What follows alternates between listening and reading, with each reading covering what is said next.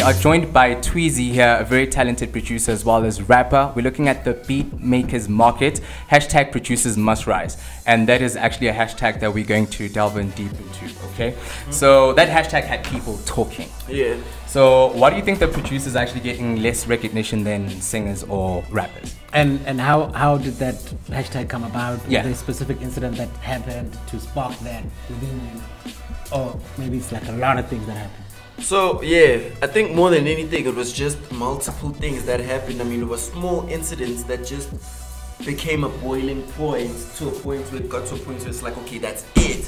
You need to really get recognized type of thing, you know. So I mean, obviously it was the whole thing with an award show that we couldn't get our way in certain things, and then, you know, like when I mean, obviously there was some negative stuff that happened for me to get inspired by the whole movement, but I think I could have been a bit more smarter with just what I was trying to get across, and I could have focused on the whole campaign and just the positive side of that, instead of focusing on making it seem as if I'm trying to launch this campaign just to get back at them or just to paint them as the bad people or whatever, because people make mistakes nevertheless, you know. So I mean, yeah, so nevertheless Producers Must Rise was pretty much inspired by just the lack of people knowing or just sharing recognition for people who are behind the scenes, for not only producers but everyone that's just behind the scenes. Who's to blame for that miscommunication that people are not saying? Big up to Tweezy. I think who's to blame? I think it's just the entire industry as a whole. So even just us producers in G, no one took the responsibility of doing that. You know, because sometimes someone needs to address Uguti, yo, Gashi Salana. Then you can think, okay, let's buy a fan or an aircon or whatever. You know, sorry analogies. Dude, from spaghetti to yeah, we can't you. So I feel like no one was really thinking about it. And so no one really addressed, because even when I brought it into people's attention, like even some producers were even calling me like, yo bro, what are you doing? Like, I blame the artist, nigga. I blame the artist. I was about to blame, say, man. Like, don't you think that, or don't you miss the days where hip hop acts like a proverb would say Nyam's on beat? You'd know that, okay, this person produced this beat. Or a pro would say Spetu old man or even Dome. They'd actually shout out the producers. Don't you miss those days where it was a spirit of oneness, harambe? Yeah, but I mean, Tweezy's Ayo was playing on AKA's All Eyes on Me, Ranchozi and what. So instead of him saying, yo, Tweezy on the beat, you can just have something that's like, it's a branding thing. When you hear Ayoba, now it's like, okay, cool. Like, we know that Ayoba for what it is. So instead of just blaming people, we could have just, someone could have brought the idea forward and we started like brainstorming about how we can come up with a solution to the idea. So that's why I even slipped a bit back with the whole thing, because I figured that instead of pointing fingers and blaming that, yo, you guys could do this and we're doing the wrong thing, no pointing fingers. Just, you know, this idiot. So let's rather clean everything up, you know, get people from the metros to say, look, we're gonna do this moving forward. Samro's gonna say this, the awards are gonna say that, mechanical royalty, this, that. Whoever is in the industry that can kind of teach and pretty much learn everybody just about how the industry works and how everyone can just get their credits, so that everyone is just well looked after, then the whole game is just going to grow from that. So with the hashtag Producers Must Rise, would you say that the impact has been positive to a point of where nowadays at least the industry is saying, producers, we do recognize you? It's definitely been positive because, I mean, for starters, like, producers acknowledge that awards somehow. Like, we can get to attend. We get like, I'm a ticket nyana. No more buying golden second what, you know. So, true. You know, I really appreciate that they actually saw the positive in what I was doing, and that is exactly what I was trying to do. You know, so I mean, producers now actually looked out for, like, artists now look for upcoming producers, you know, okay, you guys are cheaper, and we're trying to put you on, let's figure out a way, let's give you the money, royalties, you know, like now, I'm not even saying this to brag or whatever, but there's a placement that I just secured that's got like international whatever work's going on, and it was just based off them just trying to reach out. You know, it wasn't like I fought to just try No, get big up into to the you, though, States big and up. whatever. But they just saw what's okay, cool. We trying to grow this whole industry thing and producers and people behind the scenes. So let's try and incorporate them into okay, we're looking out for the artists this way. Let's try to look out for the producers as well. And it took such a whole producers must rise thing and whatever conversation to spark such a thing. And I feel like most of the time it takes discomfort to just raise awareness. You know, another analogy. When you're in a taxi. When you're in a taxi. Oh, I knew it. And you're chilling with like a big woman and young pincher. You won't get your space up until you say, yo, my old lady, space. I mean, she, that time was the yes, and she's out there laying in the dicks, you know. So if you're not gonna say anything, no one is gonna do anything. Yeah. Up until you got on top of you. yeah, but if you raise, like if you mention that you're uncomfortable, despite the fact that maybe my old lady's of pork or whatever, but she's gonna move up and she knows now she's aware. Yeah, it's okay, cool. She does uncomfortable. Let me just try whatever. Yeah. So same thing with just. Like I said, it's not just about producers, it's about everyone behind the scenes, because people just see AKA winning an award and they just think about AKA alone, which is not bad, but I mean, he didn't do that alone. And we're just you're trying to get everyone to recognize those people, especially because the game is such a small industry. Everyone wants to be a rapper, nobody wants to be a PR agent, no one wants to be a lawyer, no one wants to be a music video director, and we need so much more of that. So the whole campaign, more than anything, was just to open minds to that. Some rapper out there might be good at rapping, but he's a better attorney. Now you can actually go to school and learn and grow and be the best attorney for Tweezy. Who didn't really have the best attorney in the world. For the hip hop culture. Now with producers must rise, né? There's, you know, with this thing that happens with MCs that I feature a Thap or I feature a Tweezy, I'm putting them on. Are producers doing the same thing? And if so, in what sort of platforms? How do you guys put other people on, like that are producers? We do it a lot with upcoming artists because it's a win-win situation. It's like, I'll just take it back to a time when I was working with EJ. So we can kind of like make an example Yogutifana with like the Sechaga, Snoop and Dre, Jay and Ye, DJ Mustard and YG type of thing. So it's like Batman and Robbie. Okay, there's this new artist, he's dope and everything, and he's got this super incredible producer backing him up. And that producer is pretty much kind of like the favorite type of thing. And now it's like, okay, the artist benefits because the industry that takes Tweezy seriously will take the artist seriously, and then the fans that take the artist seriously will take Tweezy seriously. So it's kind of like a win-win situation. So definitely, like, we always make it a point to reach out to new talent or people that are on the come up or whatever, because we also benefit from the thing as well.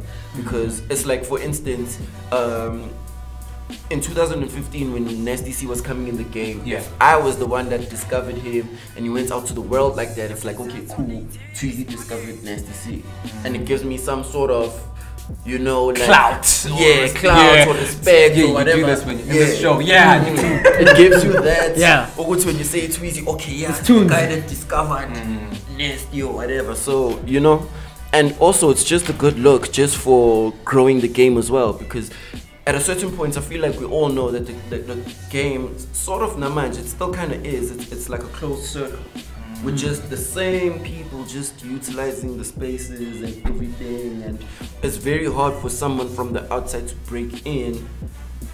I don't even know why, but is there a divide between the north and the south? Did you feel any? I don't know as much as north and south, but I definitely know with mainstream and upcoming. Like, it takes a whole lot for someone to break into the industry than for someone to stay in the industry.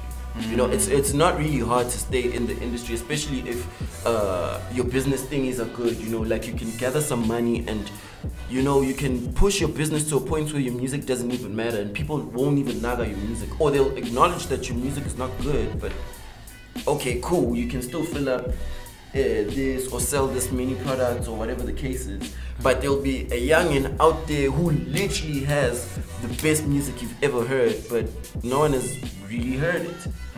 And now he needs to break in for people to hear him, but now because of the system and how whatever payola thing is or it's very, very hard for that youngin to break out.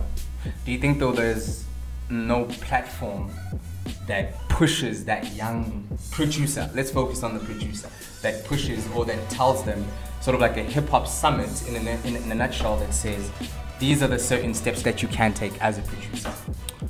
Well, I don't know if there's active programs, and if there isn't, really there should be. Like I know that I've got a couple of plans that I need to just, like I've got a lot that I'm trying to do via the producer thing, because I feel like just being a producer alone and just selling beats and being gold producer or whatever, that's just one aspect of the whole thing.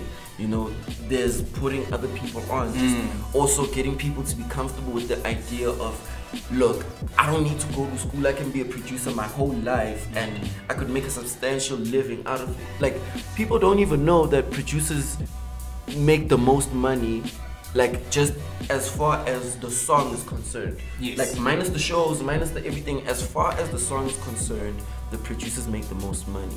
From the beat, like, I mean, with performance royalties, a producer gets 50%. Like, Anytime performance royalties are split into 50-50, songwriter and composer.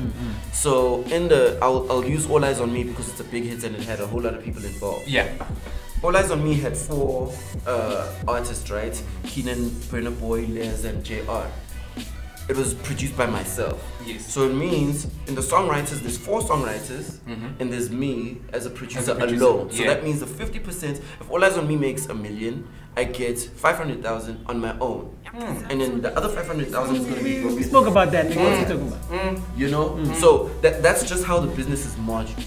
Now, depending on you as the producer and how well you know the game or how well you hustle, now you can just use that information to just make as much money as possible. To a point where you can come to an artist, maybe the artist can't afford that 30K. The month is rough, maybe I've got 10K. Tap, so you know, he's okay, that kind cool. of artist. I'll take 10K, but also I can take 20% of the master, or forget paying like anything up front. Let's just talk about this master. Yeah, I'll give you 35% of the master.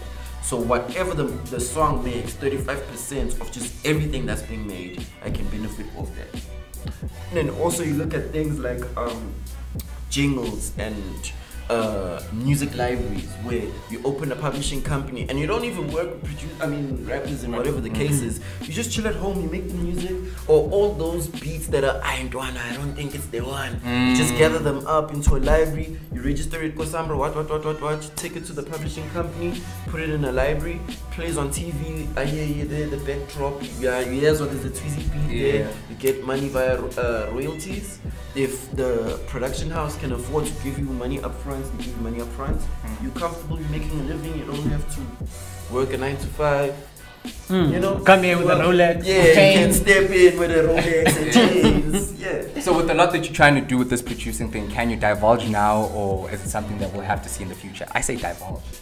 I mean, definitely it's something that I have to do at some point as well. Because like, I feel like also as a producer, I've hit my cap, especially in the sense of working with musicians and for being just the producer and what the producer was just to other people. Yeah. So now it's my responsibility to pretty much grow the whole art of production and make people see the bigger picture of production, like the people that didn't know that producers make the most money out of like the song. Yeah. Now it's my responsibility to kind of educate and teach that.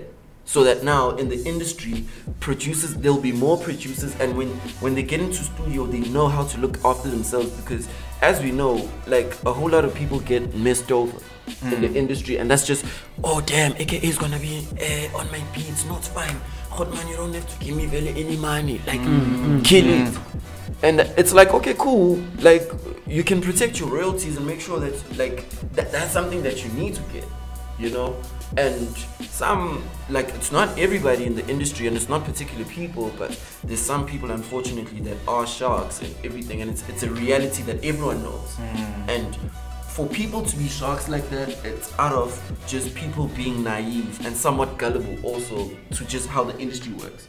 Because the label doesn't think, it's okay, this man knows all about the business, let's go shark on him. Nah, we'll take him to court and, you know. But if they can see, it's okay, you target enough and you don't really know your game, this man doesn't know, he needs to get 50% of his royalties. You know what, boy? Here's 10,000, here's a contract signed here. Contract says, really, you're giving the royalties to the man.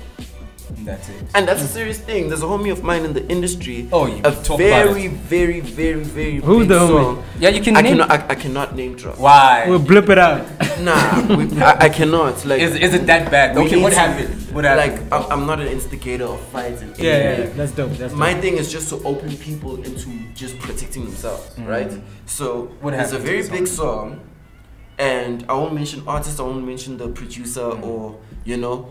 Very, very, very, very, very, very big song. Is it hip hop? It's a hip hop song. Yeah, I mean, 2014, golden age of hip hop. Everyone was blowing up. Probably top 5 biggest songs. The person got about 5K as like, okay, cool, beat 5K. Got a contract. Fortunately, he was smart enough to just get an opinion with me or someone that knows in the game.